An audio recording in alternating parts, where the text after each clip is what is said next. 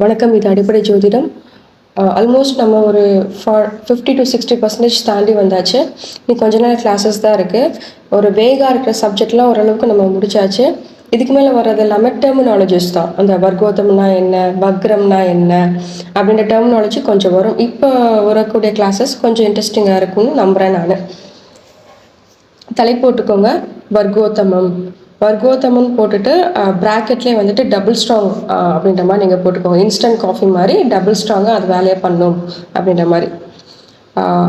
வர்க்கோத்தமம் ராசி கட்டத்தில் ஒரு கிரகம் எங்கே இருக்கோ அதே கட்டத்தில் நவாம்சத்தில் இருந்துச்சுன்னா அதுக்கு பேர் வர்க்கோத்தமம் அப்படின்றது மாதிரி அர்த்தம்.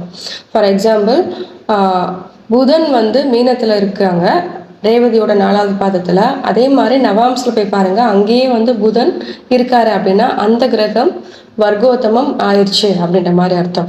ஸோ வர்க்கோத்தமம் ஆல்ரெடி நம்ம சின்னதாக ஹிண்ட் மாதிரி கொடுத்துருந்தோம், டபுள் ஸ்ட்ராங் அப்படின்ற மாதிரி. ஸோ அந்த டபுள் ஸ்ட்ராங் அப்படின்னா என்னன்னு பார்த்தீங்கன்னா, நல்லது பண்ணுமா கெட்டது பண்ணுமான்றது நம்ம பார்த்து கணிச்சு எடுக்க வேண்டியது.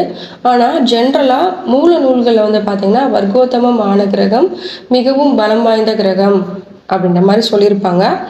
கண்டிப்பாக அது பலம் வாய்ந்த கிரகம் தான், அதனால தான் நம்ம டபுள் ஸ்ட்ராங்னு சொல்லி நம்ம எழுதுகிறோம். ஆனால் அது ஜாதகருக்கு நல்லது பண்ணுமா இல்லை ஆப்போசிட்டில் உள்ள பாட்டு கீழே அந்த கட்டத்துக்கு நல்லது பண்ணுமா அப்படின்றத ஞாபகம் வச்சுக்கணும். ஃபார் எக்ஸாம்பிள், 8ஆம் பாவம் வர்க்கோத்தமம் ஆயிடுச்சு அப்படின்னா என்ன அர்த்தம்?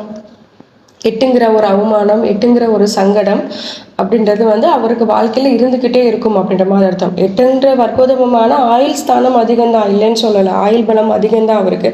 பட் ஆயுள் அதிகமாக இருந்தால் தானே அவங்கள வச்சு செய்ய முடியும், அந்த கிரகம் அசிக்கப்படுத்துறது, அவமானப்படுத்துறது. ஸோ அது வர்க்கோத்தமம் ஒரு பாயிண்ட். சரிங்களா? ஸோ நல்லதா கெட்டதா ஒரு ஆஸ்ட்ராலஜராக நம்ம தான் கணிக்க முடியும்.